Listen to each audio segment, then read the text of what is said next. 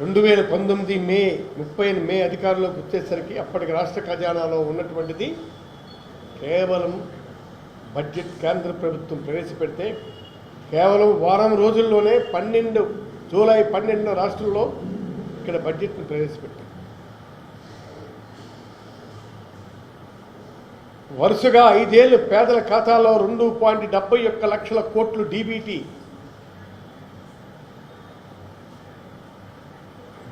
చేశాం. వివక్షకు అవినీతికి తావు లేకుండా చివరకు టీడీపీ వారికి పథకాలు ఇచ్చారు. టీడీపీ వాళ్ళకు కూడా పథకాలు ఇచ్చారు. తరతమ భేదం లేకుండా ఇచ్చాం. రాజకీయాల్లో మా పార్టీ క్రెడెన్షియల్ ఇదే. Note it down. పాలిటిక్స్లో మా పార్టీ క్రెడిబిలిటీ ఇదే. తనపర భేదం లేకుండా ఇచ్చాం. ఈ క్రెడిబిలిటీని నాడు శంకిస్తున్నారు. అందుకే నేను చెప్తున్నాను, ఈ క్రెడిబిలిటీని కీపప్ చేయండి. మీరు మంచి పాలన ఇవ్వండి. 2019 మేము అధికారంలోకి వచ్చిన రోజున ఉన్న కష్టాలు ప్రభుత్వానికి మేము మిగిల్చి దిగిపోలేదు. చంద్రబాబు ప్రమాణ స్వీకారం చేసిన జూన్ 12కు సరిగ్గా 2 రోజుల ముందు కేంద్రం నుంచి రాష్ట్రానికి డివాల్యూషన్ రూపంలో రావాల్సినటువంటి అక్షరాల 5,655 కోట్ల రూపాయలు, మొత్తంగా 7.8 వేల కోట్లు అందుబాటులో ఉన్నాయి. ఈ ప్రభుత్వం బడ్జెట్ పెట్టాలంటే, ఫుల్ సైజ్ బడ్జెట్ పెట్టాలంటే ఉన్నటువంటిది 7.8 వేల కోట్ల రూపాయలు బడ్జెట్ ఉంది ఖజానాలో. డివాల్యూషన్ రూపంలో రావాల్సిన 5,655 కోట్లు కూడా వచ్చాయి. మేము చేసినటువంటి ఫైన్ ట్యూనింగ్ ఆఫ్ అడ్మినిస్ట్రేషన్లో వచ్చాయి. మొత్తం అన్నీ కలిపితే 7.8 వేల కోట్లు అందుబాటులో తీసుకొచ్చారు. మీరు పెట్టాలంటే ఫుల్ సైజ్ బడ్జెట్ పెట్టచ్చు. కానీ మీరు కారణం వాగ్దానాలను తప్పించుకొని ప్రజలకు మోసగించడమే మీ విధానంగా ఎంచుకొని మీరు ఈ బడ్జెట్ని ఎగనామం పెట్టారు. ఫుల్ సైజ్ బడ్జెట్ పెట్టారు.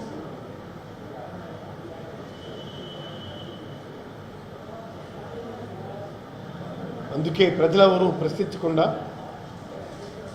ఈ ప్రభుత్వం అణచివేతకు పాల్పడుతుంది.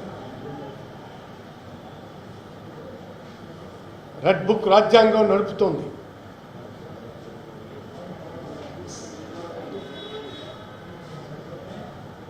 రెడ్ బుక్లో పేరున్న వారిని ఎలా టార్గెట్ చేయాలి, దాడులు చేయడానికి టీడీపీకి చెందిన మనుషులు ఎలా పంపాలి,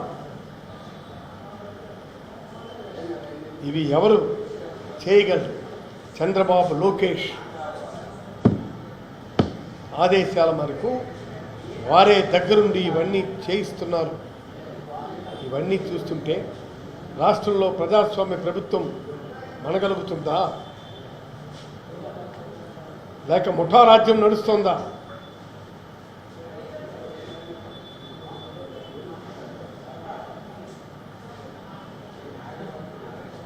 మాఫియా రాజ్యం నడుస్తుంది. ఆంధ్రప్రదేశ్ అంటే అరాచకం, ఆంధ్రప్రదేశ్ అంటే ఆటవిక పాలన అన్నటువంటి బ్రాండ్ను 50 రోజుల్లోనే ఎస్టాబ్లిష్ చేసి ప్రజానీకానికి తెలియచెప్పారని మీకు నేను మనవి చేస్తున్నాను. ఎన్నికల్లో ప్రజలకు ఇచ్చిన వాగ్దానాలు అమలు చేయాలన్న ఆలోచన లేక వారిని నిరంతరం భయంలోనే ఉంచాలని చంద్రబాబు ఈ విధమైనటువంటి ప్రయత్నాలు చేస్తున్నారు.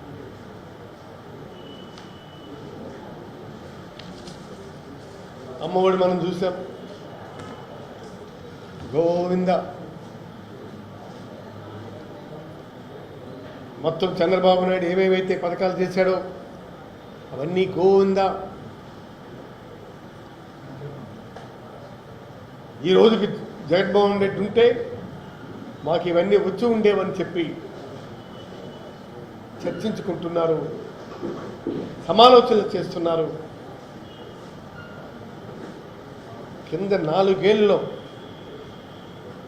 26,067 కోట్లు, సగటున 43 లక్షల తల్లులకు ఇచ్చాం. ఈ జూన్లో ఇవ్వాల్సింది ఇప్పటికే పెండింగ్ పెట్టారు. అమ్మఒడి పేరు మార్చి తల్లికి వందనం అన్నారు. తల్లికి వందనం చేస్తాం కదా ఎవరైనా కానీ. అమ్మకి వందనం చేయవా? ఏమయ్యా నువ్వు చేయవా? మీ అమ్మకి నువ్వు చేయవా? చేస్తావు కదా. అమ్మకు వందనం చేస్తాం, తప్పనిసరిగా చేస్తాం. కానీ ఆ వందనం ఏది వందనం రూపంలో మీరు చెల్లిస్తామనే డబ్బులు ఎక్కడికి ఇచ్చారు?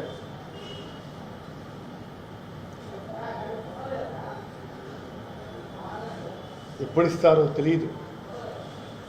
కానీ ఏ ఒక్కరికి ఇస్తామన్న జీవోను మాత్రం ఇప్పటికి మార్చలేదు. ఈ ఏడాది అమ్మఒడికి స్మార్ట్గా సున్నం పెట్టారు. తర్వాత ఈరు కూడా ఇస్తారా ఇవ్వరా, ఎంతమందికి ఇస్తారో తెలియదు.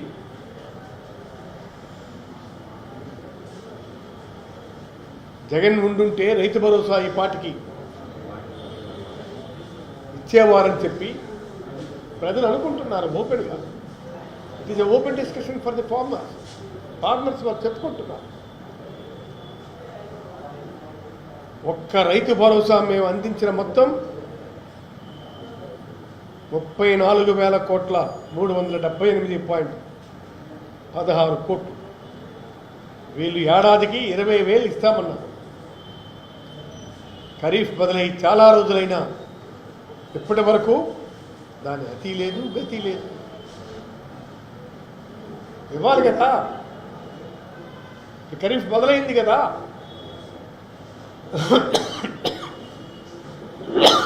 రైతులు పొలాల్లోకి వెళ్ళారు కదా.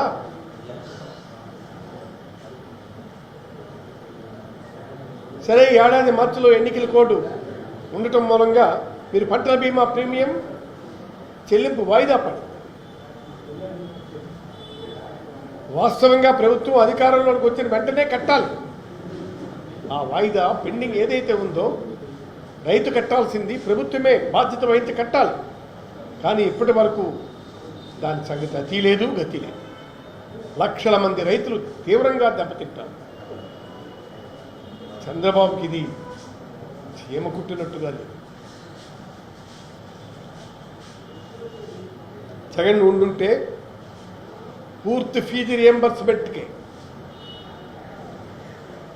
ఇప్పటికే వచ్చి ఉండేదని ప్రజలు అంటున్నారు. ఏది ఫీజు రియంబర్స్మెంట్? ఎక్కడ? గోవిందనామేనా చెప్పాలి. జనవరి, ఫిబ్రవరి, మార్చి నెలలో వాయిదా పడ్డ బకాయిలు డబ్బులు ఇవ్వలేదు. అలాగే ఏప్రిల్, మే, జూన్ నెలలకు సంబంధించి ఏం చేస్తారన్నటువంటిది చెప్పలేదు. కాలేజీలు పిల్లలను ఎలా పంపాలని తల్లిదండ్రులు ఆందోళన చెందుతున్నారు. మరోవైపు ఫీజుల్ని ఇష్టానుసారం పెంచేసిన ప్రభుత్వం తమకు పట్టనట్టు.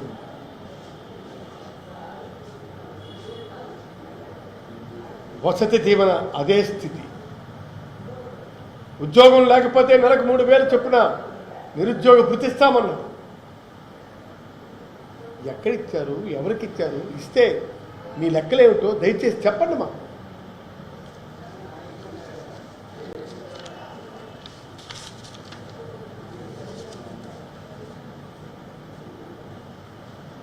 జగన్ ఉంటే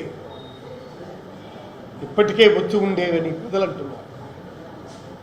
ఈ ప్రభుత్వంలో ఈ పథకం కింద మన ప్రభుత్వం చేసేటువంటిది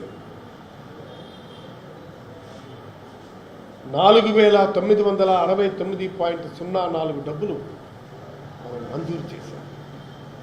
మత్స్యకార భరోసా కింద 20,000 రూపాయలు ఇస్తామని. వేట నిషేధ సమయం అయిపోయి తిరిగి ప్రారంభమై 4 రోజులయ్యింది.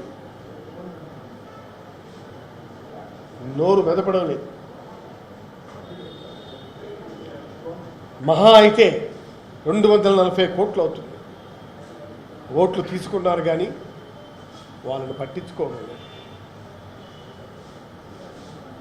ఇన్ని అంశాలు ఉంటుండగా ప్రజలు ప్రశ్నిస్తారనే భయంతో, ప్రజలు అడుగుతారనే ఆలోచనతో ఇప్పుడు తప్పుడు పత్రాలు విడుదల చేస్తున్నారు.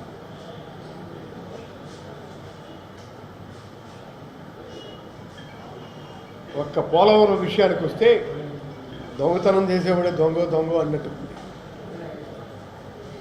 మీరు చేసినటువంటి తప్పులను కప్పిపుచ్చుకోవడానికి ఎన్ని ఇబ్బందులు పడుతున్నారయ్యా మీరు. మేము వేసిన స్పిల్వే